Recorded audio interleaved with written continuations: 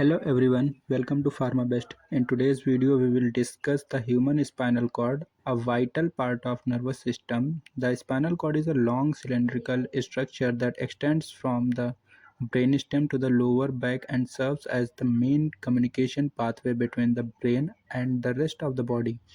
In this lecture, we will cover the anatomy of spinal cord, its MRI appearance, functions, different levels and degenerative changes that occurs with age. We will also discuss conditions like lumbarization and sacralization. So, the spinal cord is a long tube-like structure that starts from the medulla oblongata brainstem, that is brainstem, and extends down to the L1 L2 vertebral level. It is protected by the vertebral column and surrounded by cerebrospinal fluid, that is CSF, which acts as a shock absorber. It is divided into 5 regions, that is cervical, thoracic, lumbar, sacral, coccygeal. So यहाँ हम लोग देख सकते हैं जो cervical curvature है या cervical spine का जो पार्ट है वो हमारा C1 से लगा करके C8 तक होता है। मतलब कुछ ब्रेन स्टेम के पार्ट से यहाँ से लगा करके यहाँ तक होता है, ठीक है, जिसको C1 to C7 भी C8 तक करते हैं डिफाइन लगभग। ओके, तो C1 to C8 होता है जो कि हमारा ये इतना जो पार्ट होता है सर्वाइकल का, ये हमारा कंट्रोल करता है नेक को, आर्म्स को और डायफ्राम को, ठीक है। उसके बाद हमारा आता है थोरेसिक रीजन। थोरेसिक रीजन ये हमारा है, ये हमारा हेल्प करता है जो हमारा बॉडी पोस्चर है उसको मेंटेन करने में। ये इस तरीके से होता है, यही हमारा सबसे इंपॉर्टेंट होता है बॉडी पोस्चर को मेंटेन करने के लिए। अगर हमारा डॉर्सल या थोरेसिक डॉर्सल एक ही होता है, अगर ये हमारा बिल्कुल स्ट्रेट हो जाए तो हमारा पोस्चर खराब हो जाएगा। पोस्चर क्या, स्ट्रेट नहीं होना चाहिए, ठीक है। तो ये हमारा जो थोरेसिक रीजन होता है ये हमारा कंट्रोल करता है चेस्ट और अपर एब्डोमिनल मसल्स को, ठीक है। उसके बाद जो हमारा पार्ट आता है ये हमारा होता है लंबर रीजन, ये इतना, ये हमारा L1 to L5 रहता है, ठीक है। तो ये हमारा लोअर बैक रीजन जो होता है उसको कंट्रोल करता है और ये सबसे ज़्यादा हेल्प करता है लंबर रीजन ही हमारे जो लेग होते हैं, लेग मूवमेंट्स को भी यही कंट्रोल करता है। फिर उसके बाद हमारा आता है सैक्रल रीजन। ये हमारा सैक्रल रीजन होता है जो S1 to S5 रहता है। ये हमारा जितने पेल्विक ऑर्गन्स होते हैं और लोअर लिम्ब होती हैं इनको कंट्रोल करता है। उसके ये हमारा कॉक्सीजियल होता है, ठीक है, यहाँ पर। तो ये जो कॉक्सीजियल होता है लास्ट सेगमेंट होता है जो मिनिमल फंक्शंस करता है।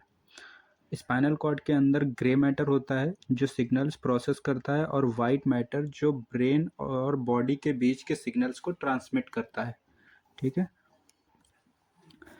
स्पाइनल कॉर्ड का अपीयरेंस जो है एमआरआई में कैसा होता है, तो एमआरआई स्पाइनल कॉर्ड और उसके सराउंडिंग स्ट्रक्चर्स को क्लियरली दिखाने के लिए बेस्ट मेथड है, ठीक है।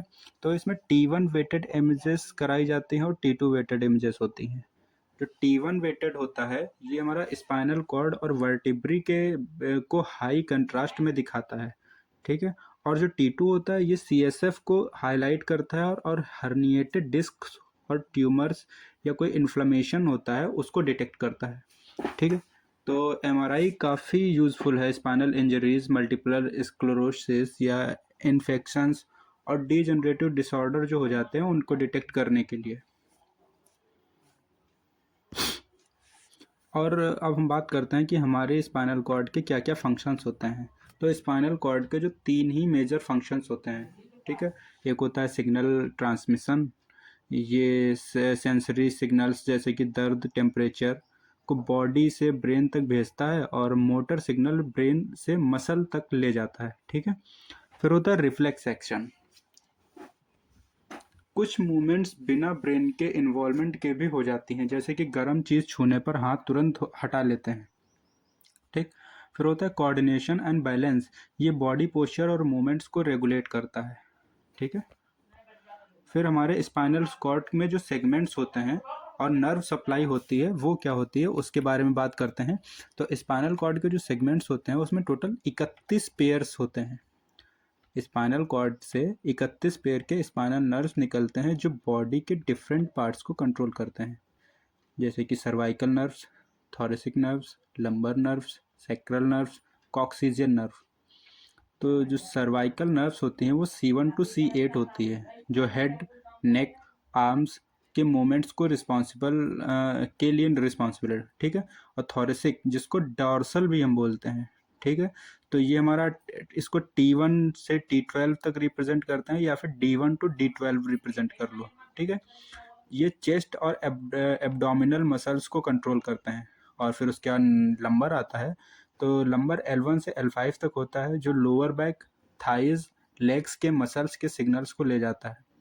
फिर सेक्रल नर्व होती है, ये पेल्विक ऑर्गन्स और फीट के कंट्रोल करता है। और जो हमारा लास्ट है कॉक्सीजियल नर्व, उसके बहुत ही कम फंक्शंस होते हैं, जो मेनली टेल बोन जो होती है, टेल बोन के सराउंडिंग स्किन के लिए होता है, ठीक है। तो ये इमेज हमने लगा रखी है, इसमें सब कुछ लगभग विजिबल हो रहा है। अगर कहीं कोई आपको दिक्कत आती है तो कमेंट करके आप पूछ सकते हैं। बात करते हैं reflex actions and neural pathways की। रिफ्लेक्स एक्शन एक ऑटोमेटिक रिस्पॉन्स होता है जो बिना ब्रेन के इन्वॉल्वमेंट के होता है। नी जर्क रिफ्लेक्स, जब डॉक्टर आपके घुटने पर हल्की सी टैप करता है तो आपका पैर ऑटोमेटिकली मूव करने लगता है, ठीक है।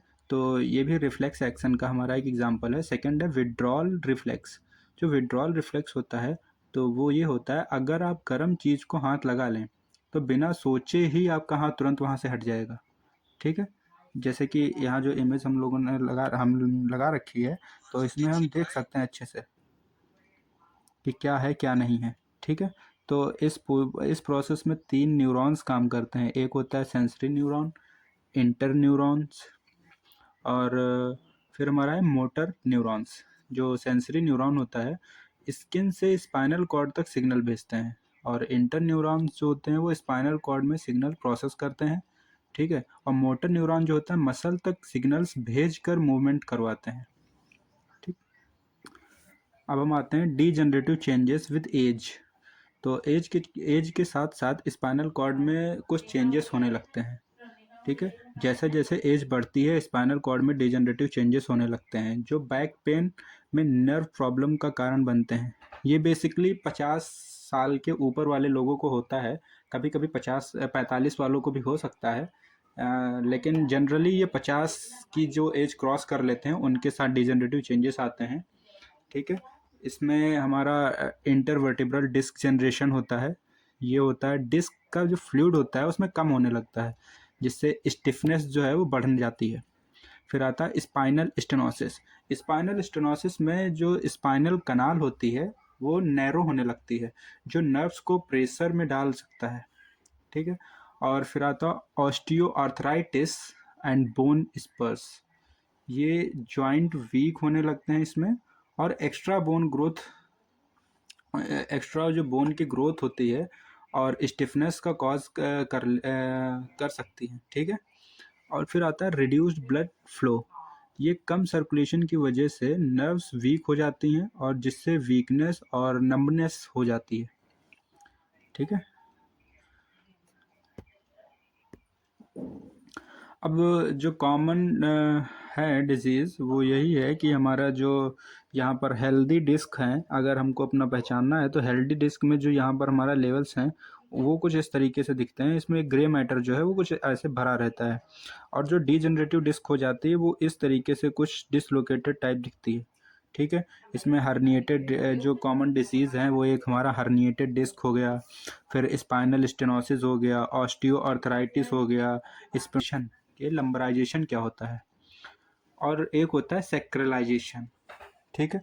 तो पहले हम लंबराइजेशन को समझ लेते हैं। कई बार कुछ लोगों में स्पाइनल वेरिएशंस पाई जाती हैं, जैसे कि एक होता है हमारा लंबराइजेशन। तो लंबराइजेशन में जब फर्स्ट सेक्रल वर्टिब्रा जो होती है, जिसको S1 बोलते हैं, S1 हम लोगों ने यहाँ पर इंडिकेट कर रखा है, ये हमारा S1 है, ठीक है। तो जो S1 होती है ये एक्स्ट्रा लंबर वर्टिब्रा की तरह काम करने लगे, जिससे फ्लेक्सिबिलिटी बढ़ जाती है, ठीक है।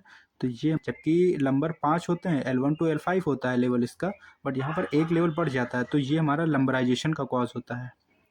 तो इसके थ्रू ये जो लंबराइजेशन है वो हमारा क्या कर सकता है, वो बैक पेन को बढ़ावा दे सकता है और मोबिलिटी इश्यूज आ सकते हैं। अब देखते हैं हम लोग सेक्रलाइजेशन क्या होता है। तो सैक्रलाइजेशन भी उसी तरीके से होता है जब लास्ट लंबर वर्टिब्रा जो होती है L5, लास्ट लंबर वर्टिब्रा हमारी कुछ यहाँ पर मेंशन लोगों ने कर रखा है, ये था L5। तो L5 सैक्रम से फ्यूज हो जाता है जिससे फ्लेक्सिबिलिटी कम हो जाती है और लोअर बैक पेन हो जाता है। ठीक है, तो इसमें स्टिफनेस और अल्टर्ड पोस्चर्स को लीड कर सकता है ये। ठीक है, हम बात कर लेते हैं कुछ यहाँ पर कॉमन स्पाइनल कॉर्ड डिसऑर्डर्स होते हैं जिसको हम ऊपर पढ़ चुके हैं, जैसे कि एक हर्निएटेड डिस्क होता है, साइटिका होता है, मल्टीपल स्क्लेरोसिस होता है। ठीक है, अब फिर हम इसका डायग्नोसिस और ट्रीटमेंट क्या है। तो जो डायग्नोस इसका हम कर सकते हैं वो एमआरआई, जो कि सबसे बेस्ट ऑप्शन होता है एमआरआई, मैग्नेटिक रेजोनेंस इमेजिंग। फिर आता है सिटी स्कैन। तो जो एमआरआई और सिटी स्कैन है ये स्ट्रक्चरल एबनॉर्मलिटीज़ को डिटेक्ट करते हैं। ठीक है, फिर एक आता है नर्व कंडक्शन स्टडीज़। ये चेक करते हैं कि नर्व सही से सिग्नल ट्रांसमिट कर रही हैं या नहीं। फिर आता है फिजिकल थेरेपी मेडिकेशन। तो फिजिकल थेरेपी मेडिकेशन में पेन रिलीफ और मोबिलिटी के लिए दिया जाता है। और फिर हमारा एक लास्ट ऑप्शन बचता है जिससे हम ट्रीटमेंट करवा सकते हैं, ये दो ट्रीटमेंट ही हैं, फिजिकल थेरेपी और सर्जरी। तो जो सर्जरी होता है जब स्पाइनल स्टेनोसिस या हर्निएटेड डिस्क काफ़ी सीवियर हो जाते हैं तभी हम सर्जरी करवाते हैं। जब तक माइल्ड या मॉडरेट रहते हैं तब तक हमको उतना सर्जरी की ज़रूरत नहीं पड़ती है।